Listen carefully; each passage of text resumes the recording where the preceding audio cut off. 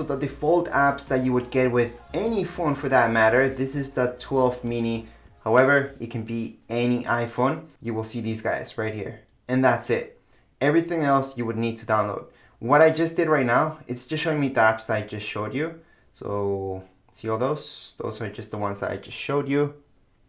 But these are the basic apps. Anything else you would need to download straight from the App Store. And most of the ones that you guys would want are free anyways. So most social media is free. So don't worry about it. It'll take a couple seconds to download that stuff. And that's why you need an Apple ID as well, just to download apps from your App Store. So at this point in time, we are done with this video. If you guys have any comments, questions, you guys can write down here in the comments area.